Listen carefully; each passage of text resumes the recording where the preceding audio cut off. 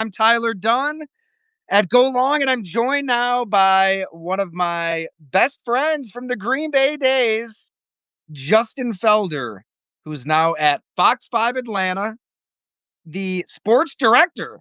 I mean, I know you wear many hats, but you're the top of the totem pole now, my man, right? Hey, I do what I can. I'm just trying to live up to the Tyler Dunn legacy. You're a businessman. You're a writer. I read the feature today on the Atlanta Falcons. I'm excited to talk about it. You get Terry to open up like nobody else. He's a good dude, but I always enjoy what your conversations bring. So that was great stuff, man. And this is my first Substack Live. Thanks for inviting me on. This is awesome. No, thanks so much for carving out time. I know you're all over the place, and you've got Fondy back at home. One of the I know best dogs anybody could we have. We get no barking interruptions on this, unfortunately. We're at the Fox 5 Atlanta headquarters. I just did this wall because I'm like, I don't want a blank wall behind me. So I just started thumbtacking up stuff I had around the office. So this is just for you, man. This is just for you. Yes. Well, I did have, Ed, our dog here, was just plopped right behind me the whole time I talked to Tiki Barber last week. Now, I don't know if you can see those. Oh, Now yeah, he's we got back in him. the yard. He's on patrol, just waiting for a squirrel to appear. It's a point of contention in our house. Like, Gina, my wife, is the animal lover, and she does. Oh, there he goes. He sees a squirrel. He just took out. She doesn't like it when I just let Ed, free to chase. Yeah. I kind of like it. If I was Ed, that'd be the highlight of the day. I get to do a 40-yard dash at the squirrel, and I probably won't catch him.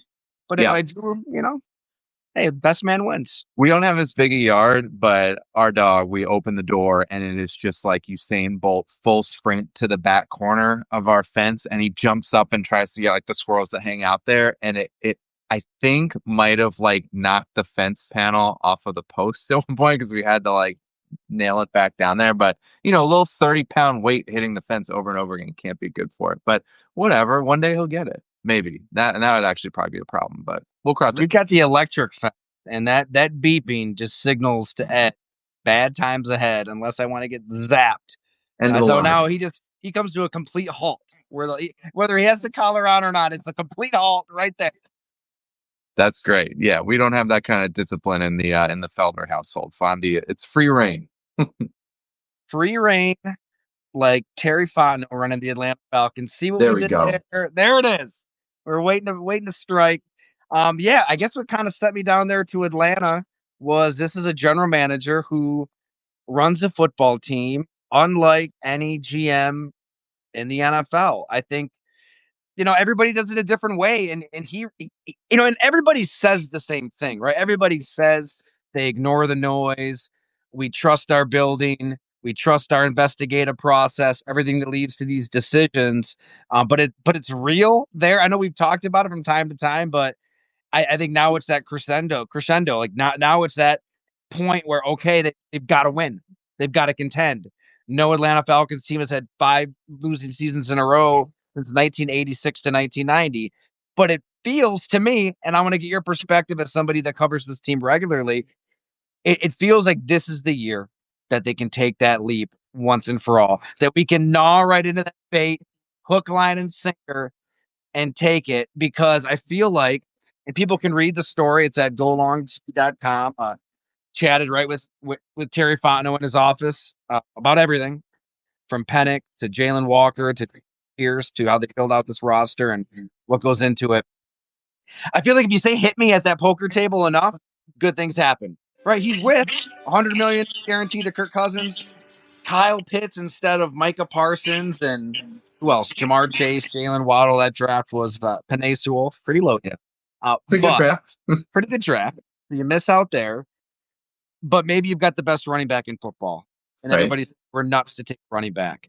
You've got one of the best wide receivers, a superstar in hiding in Drake London, who I'll explore in more detail later. And maybe the best offensive line, one of the best offensive lines in football, spearheaded by Chris Lindstrom, and it all comes down to quarterback. He waited to strike. He didn't really have this feeling in 21, 22, 23 about anybody. He had it about Penix. They took Penix. It all comes down to Michael Penix. Yeah. So start there, Justin. What do you see in the Southpaw bomber who, played 3 games last year, and it was damn good. A lot of throws to about. Now he's got a full off season. Now he knows he's the guy going into this thing instead of thinking, oh shit, I'm going to pay 3. Yeah, and I think the big takeaway from, OTAs and minicamp, we're all trying to draw massive conclusions with these guys running around in shorts. I'm not going to do that. There's no point in that, I don't think. But from talking to guys around the team, it's not just Terry Fontenot, Raheem Morris that are bought in. You can tell this guy's teammates believe in him, right? Michael Penix Jr., the things you hear are complete confidence. You also hear about that he's this unflappable guy, right? I mean, he's a second year player. We talked about it coming out of the draft, a little bit older. You detailed it in your story. He had the injuries that he dealt with in college, but he comes in older. He comes in more mature, and he just has this level personality. I mean, Raheem Morris, who's as energetic as you're going to meet a head coach in any major sport, always is talking about it, how he couldn't rattle Michael Penix if he tried. And I think that's something that they really are going to value and are really going to lean on. That said, you're absolutely right. It all comes down to the quarterback, right? And if this guy unlocks it, I mean, if the ceiling is, a Jaden Daniels type season, I think anywhere, if you end up being, I don't know, a top 12, top 14 quarterback with those weapons around you, good things are probably happening if the defense can also evolve, which is, what we can probably get to it with the rookies that they were able to get, especially in the first round flying off the edge. But that's the big question is Michael Penix Jr., is this the guy? They believed in him from those pre-draft workouts. Hey man, I'll take credit because I don't get it that often. I felt like they were going to go quarterback last year. I didn't think they'd do it in the top 10, but they fell in love with the guy. They didn't want to risk watching him, torment them for another team. And with what happened with Kirk Cousins, which is a whole other situation, now they're feeling pretty good that they took that gamble, that they went with an unorthodox move. So it's all going to come down to one guy. The sample size is small. It looked good. It was promising, but now he's going to have a whole season to prove himself. I love the analogy that Terry Fontenot used when it comes to why he took Michael Penix at 8th overall, because that was the gut reaction from everybody. And I went back and looked at some of the coverage, and it was something else. I mean, to see Ryan Poles like Oh yeah, laugh that video. when he was asked about it, like, dude, your drafts have been mostly hot, steaming garbage, and you're gonna laugh at something somebody else is doing. I don't know. I just thought that comic Yeah. from Ryan Poles.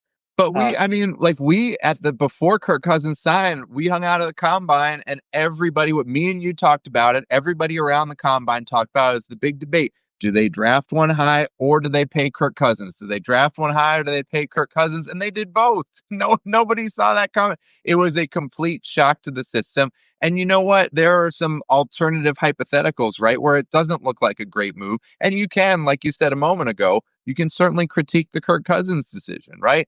Absolutely. But and there were some scenarios where, hey, if Kirk Cousins was a 3-year starter leading them to the playoffs where they couldn't get to the quarterback and watch somebody tear him up, and you're sitting out there and Dallas Turner is tearing up the NFL, you think, well, what if? So right now, it's a decision that's paying off, but it was unorthodox and I think shocked a lot of people. But yeah, that Ryan Poles video, the draft room moment, I'm sure he was not alone.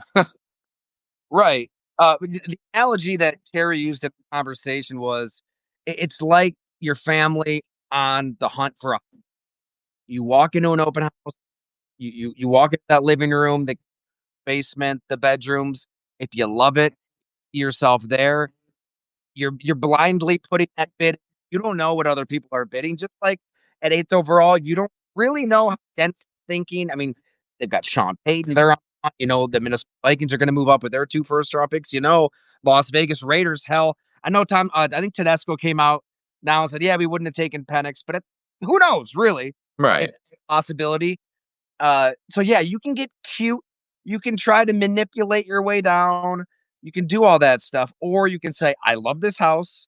We're going to put in a high bid and we know we're going to get this house, and you get it and your family's happy. And he wouldn't have been able to live with himself if he didn't get Michael Penix. And I think when I talked to him at the combine in February and he said, look, all options are on the table.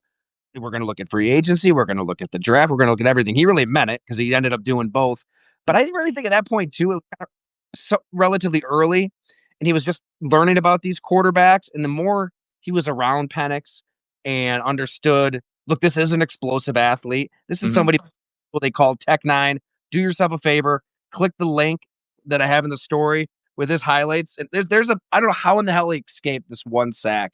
It's unbelievable. Pre ACL tears, he was a mobile, athletic quarterback. Hmm. Uh, and he was stationary, quote unquote.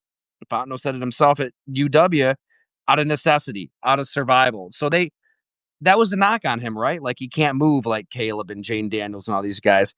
He can move enough. And so Right. if you this guy, hell, you better take him. And I can tell you, there's GMs across the NFL, many of which have been fired, that wish they just trusted that limbic brain, that gut feeling, whatever you want to call it, and got their guy. And I mean, you've been at those press conferences, you've talked to people down there in Atlanta. This really was Terry Fontenot's guy, Raheem Morris's guy. Everybody says this stuff, right? Everybody gets who they want in these drafts, but they coveted Michael Penix and needed to get him. And what do you know? The exact same. Then we'll get to it, but the exact same thing happens the next year, where they find their guy. And really, I'm talking about James Pierce here. Jalen Walker, they would have never expected to be there when they picked, but they fell in love with a guy again and did what it took to get him again. But look, I think that's the hallmark, and you summed it up really well in your story. Is that this front office, that this team, that these decision makers are not trying to win the conventional wisdom award. And we'll see if it pays off ultimately. Like, it's cool from our point of view to see that the Falcons are doing things differently, to see that they have convictions, to see that they're not just following, that they're not just trying to win the press conference, so to speak, right? That they're not just trying to get the offseason grades that everybody wants. They decide on a course of action and they believe in it. And that's, what happened with Michael Penix Jr. And again, if they fell in love with a guy, you can say all you want that maybe he would have been around in the teens, things like that. But we don't know. They decided on their course of action. They went with it, and they're not afraid to go outside the norm. And as you laid out in your piece, they've done the same thing with the positions they've paid high money to, with the other draft picks, whether it's Bijan Robinson, which has worked so far, Kyle Pitts, which you could maybe argue about there. So they've gone different directions than conventional wisdom. Ultimately, it's going to be about results on the field because it hasn't been there in recent years. We felt like last year, obviously, the quarterback situation played a big role in it, but it felt like last year was the year to win a not super strong division.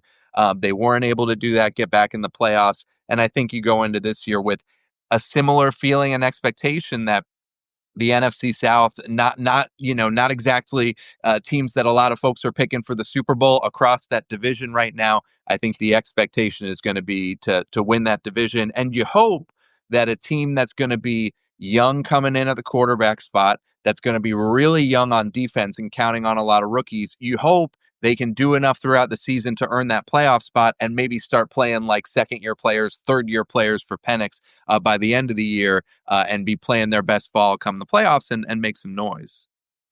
And you know what? The more I thought about the Atlanta Falcons and everything that led to this moment in 2015, it all comes back to ownership too. Because what did Terry Fontenot say that the night that they drafted Michael Penix? He brought up the Green Bay Packers.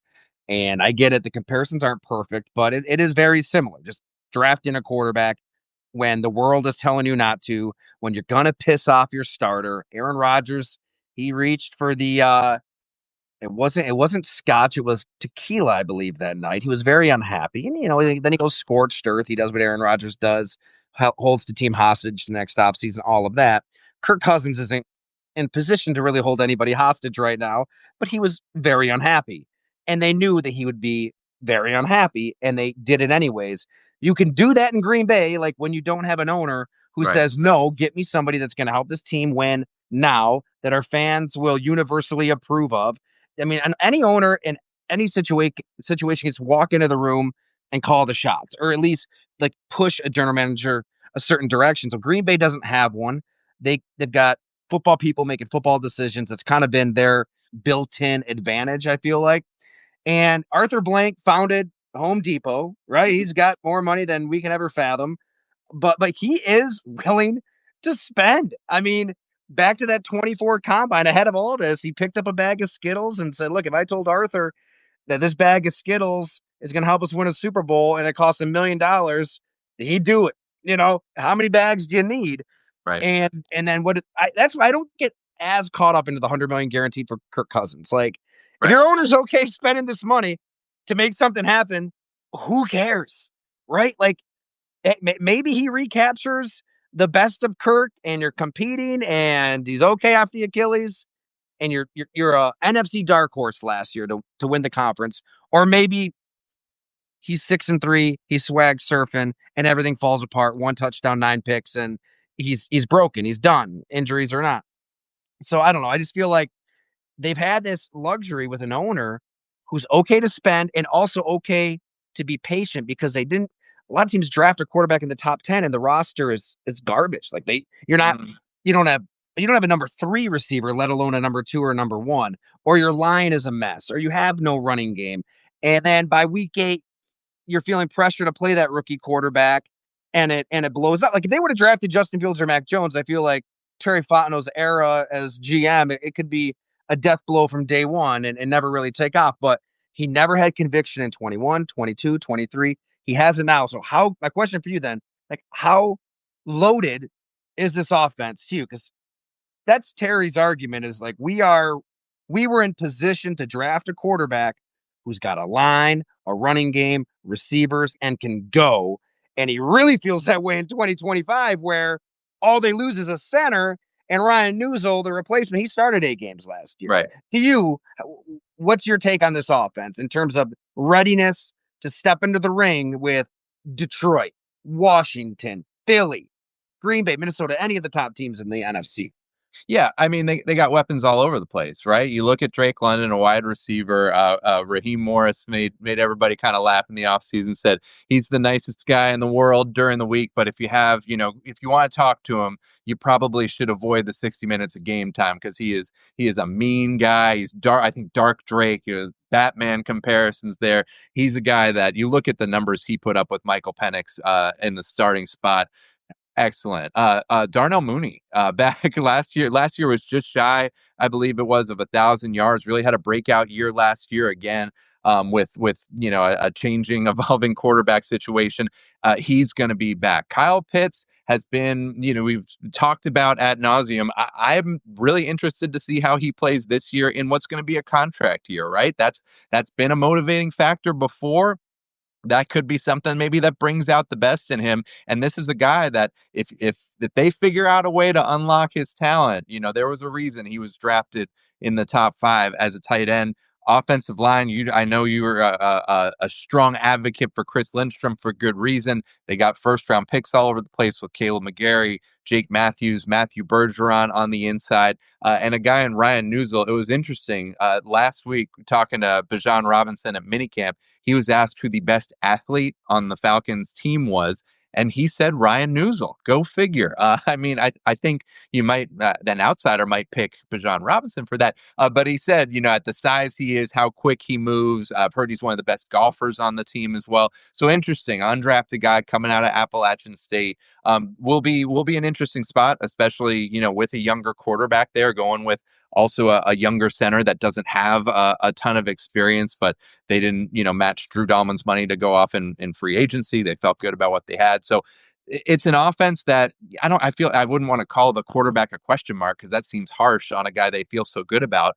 But it really is. If Michael Penix comes in and has success, protects the ball, gets the ball in the hands of all those playmakers, you got to figure they have everything in place to be one of the top producing offenses in the league. And quickly, to go back to your point making about Arthur Blank, it's something we hear about a lot from Terry, from Raheem Morris. And when we have talked to Arthur Blank, especially when there have been moments of transition, changing head coaches with Arthur Smith, changing general managers, formerly it was Thomas Dimitrov. Arthur Blank inevitably gets questions about, okay, so do you want to make decisions? What's your role in the football operations? And he says every time, no, that's not my job. He says, my job is to hire the guys to make the football decisions. And if they're not making good decisions, then that's his fault. That's where his role is in all of this. And he says he wants to understand those decisions. He wants to hear about them and understand why moves are made, contracts are signed, not signed, et cetera, et cetera. But he is adamant, no, no, no, that's not my job. That's not my expertise. So he talks a lot about, organization building. And the other thing he talked about a lot with, after Dan Quinn took him to a Super Bowl and ultimately it didn't work out there, was having people in place waiting in the wings and ascending through the team, right? So that when they make a run to the Super Bowl and Kyle Shanahan gets poached somewhere else and other coaches are leaving for other opportunities, that they are better prepared next time. So you hear a lot from Arthur Blank about wanting to be involved in the development, wanting to hear about the leadership and the guys that are coming up through the system. So that's where we hear about Arthur Blank wanting to weigh in. But whenever we ask him about the football side, he says, no, I don't, I'm not an expert on this. He says it's my job to hire those experts. So I think that's something, we hear from the Falcons decision makers, and you pointed out in your story that they really value.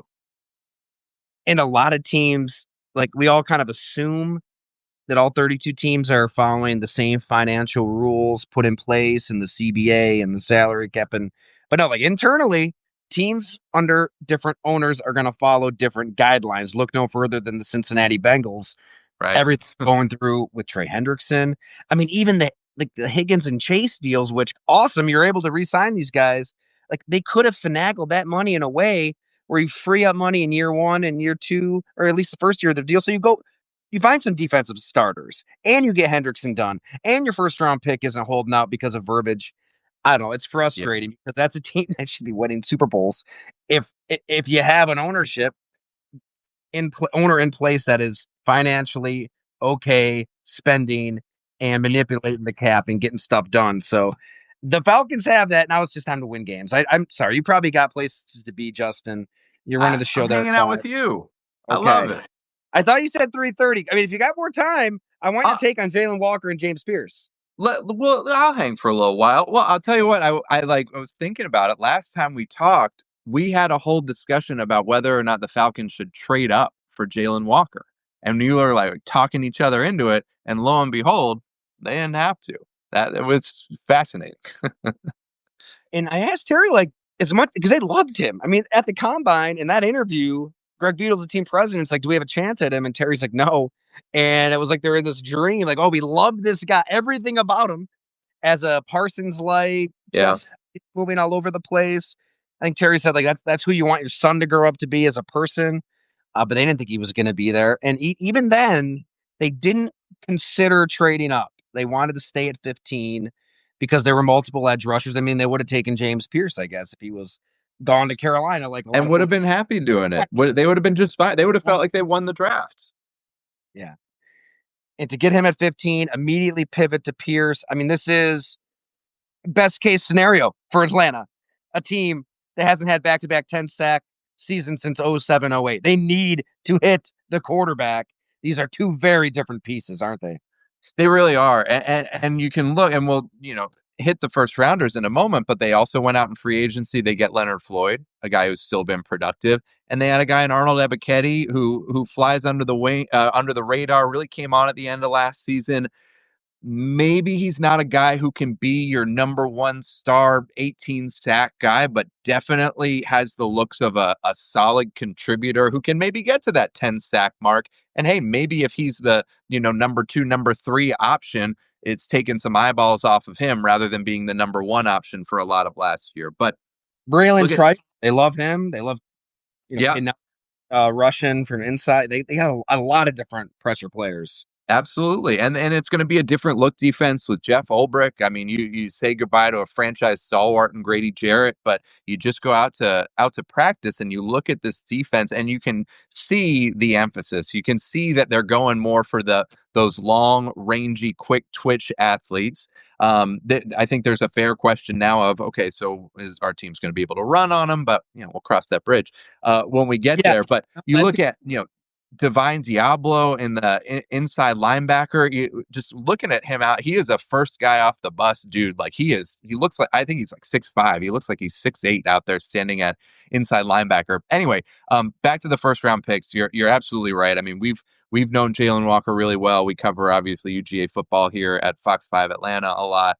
Everybody in Athens raves about this guy. All the interviews we do, big smile. He gets out on the field. You look at the game where Georgia went and played Texas, and he was the best player on the field in the game of the week. Yeah, nobody here. He was in nobody's mock draft. Everybody assumed he'd be gone. They are thrilled. I mean, you mentioned it in your story. We went to UGA's pro day, our camera crews, and had all this video of Terry talking to Jalen Walker, these big smiles, and just thinking, oh, this will be nice to bring back in a couple years when he's playing for somebody else. Nobody thought that would happen. So that did seem like just such a slam dunk when you have location, being a Georgia guy. That's, by the way, a big whereas the Packers the Packers never draft a wide receiver in the first round, the equivalent in Atlanta is the Falcons never draft a Georgia player. So that did, I know they're not trying to win the press conference, but that did, satisfy a lot of people. And it's not a bad thing. So that's just an easy one. They're going to play him on the edge to start, but I think Terry said in your story, and he said before, they see this as Jalen as somebody who can play all over the place. And James Pierce, they did so much homework on, sat down with him, with his mom. They went to North Carolina, and by all accounts, were ready to turn in that card, that said James Pierce, but for Jalen Walker being there in their first draft spot. And this is somebody who they feel really good about. They feel like he's in a good system, surrounded by good people. You talk to his teammates, they say, yeah, he's a little bit quieter. He'll open up a little bit. I was just out yesterday at the Falcons rookies had a camp for little kids in the area. We talked to Jalen Walker, and James Pierce was out there, and it was kind of funny. I was interested to see how he would interact with these little kids, being more of a quiet guy. He was like running a drill. He had a group of probably 6 or 7-year-olds, and he was giving them some very involved instructions. He's like, all right, I want you to open up to your left side, shuffle, turn. I was like, that might be a little too advanced, but he was into it. Like, he was engaged. Running them over. He's 6'5", 2. You got to learn sometime, right? You want to be a first round pick. That's experience. But he was engaged. He was interested in it, which I thought was pretty cool. But yeah, I think you nailed it in your story. Like, every GM gets to the microphone and goes, wow, that was even better than we would have hoped.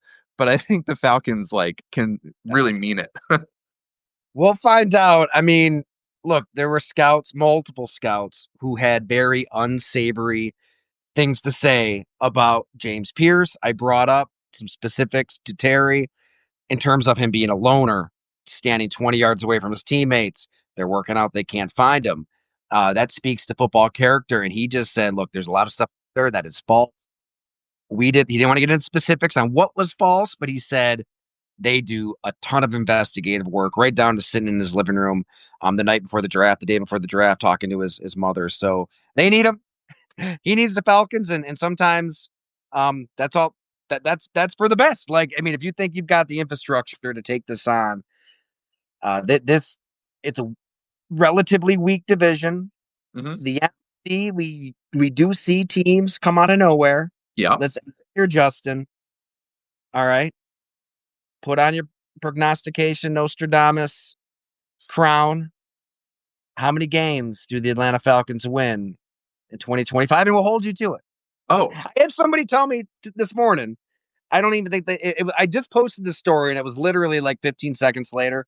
So unless this person had, they can read 7,000 words in 15 seconds, I doubt they read the story. But he said, Tyler, I'm going to be reaching out to you when the Falcons are falling apart and it's all coming crumbling down. This is stupid. I said, please do. Please bookmark this and hit me up. So we'll put you on the spot now, Justin. I love that you're high on him. I think that's great. I mean, I think that there's still a lot of legitimate questions on the defense to be answered. I think they're going to be counting on a lot of young players, including the quarterback, including a lot of the rookie class. Certainly the first 3 picks. It seems like. I think you're absolutely right that this is a team that could come out of nowhere. It's just a wide range of possibilities, right? You could see it going all kinds of different ways. I think they're a team that could end up, being around 10 wins and winning the division, and then being a team that nobody's going to enjoy, going to a loud Mercedes-Benz Stadium on Wild Card weekend. I think that's a place that they could end up. those division games are going to be so key. Looking at Tampa Bay, what Baker Mayfield's been able to do there. They're going to start the season, with Tampa. If you can pick up a game on them early in the year, especially so early in Michael Penix Jr.'s tenure, that's going to give them such a confidence boost. So I do think that they can be, in that 10 plus or minus a win range, which you'd think would be close to good enough or good enough to win that division, which will get you a home playoff game. And if you get a ticket to the dance, anything can happen. So I think that's where the expectation is. I think that's where they end up.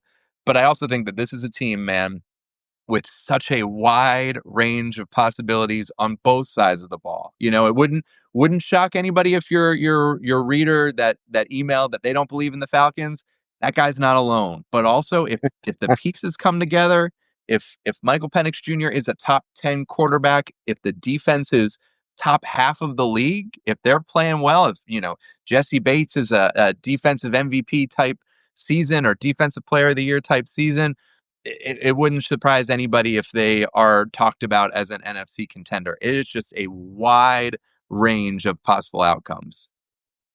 I agree. I mean, the lack of just a 333-pound plug in the middle of the defense is a little concerning. Yeah, you got David Onyemata, but your point is there. It's a different take on defense. It's a different way to put defense together. But hey, Jeff Olbrich has some real good specialty, right? That's yeah. why his But team. look at what other teams are throwing the ball 45 times. Depth on the O-line, as good as they are, an injury or two, because a lot of teams. And then, I think Penix, he had some big time throws. I think PFF had him for just 7, 8, 9, like big time throws, tight windows down the field in those 3 games. Can he sustain the 12 to 15 play drive, right? The death by a million paper cup stuff we talk. We'll see. I think those time throws are enough to get excited about, and that and with RG3, I think he is the quarterback who busts out in a big way this season, given everything around Zach Robinson as OC too. He might be the headline that we haven't even talked about this half hour. Yeah, second year at the helm. Can he take the next step? It's just such a wide range. I keep going back to that, but it's an exciting team. It's an exciting time. I think it would be so fun if they start winning, get that building rocking again. They're on prime time a bunch this year. Gosh, 2 years ago I think they had no prime time games. Now they have 5, maybe 6. I don't remember off the top of my head, but the network executives, if nothing else, believe that they're going to be interesting because they got some Sundays, a couple Mondays, a Thursday. So I think they'll be interesting. It'll be fun. Felder, Fox 5, alive with us on Substack Live. Thank you so much for hanging out. Yeah, man, I appreciate you having me. I always enjoy your work. The best thing about a Falcons winning season is we get another Tyler Dunn visit. Then I'd take it. Hey, man, it's seriously, the happiness is all on this side that I get to fly down there in Atlanta and see an old pal from the Green Bay days. I still feel like we have to have you, Dan Koo, Matt Hippis. Let's throw Garrett in there. Let's get the whole Mike. Let's go for the old school. Kareem Copeland. Let's bring everybody back onto a podcast, and we should just share a bunch of stories that maybe nobody cares about at all. But I was going to say we might be the only people that want to listen to that. It was good being back in Green Bay for the draft. Saw the Tyler Dunn statue. Outside the media room. It was nice being back. Hey, thanks a lot, Justin. We'll do it again here soon. Yeah, man. Thanks for having me. I appreciate it. And thank you, everybody, for hanging out here on live. Make sure you share with a friend, tell them to download the app, turn those notifications on, and we'll be doing these throughout the offseason, right into the season. Thanks so much, everyone.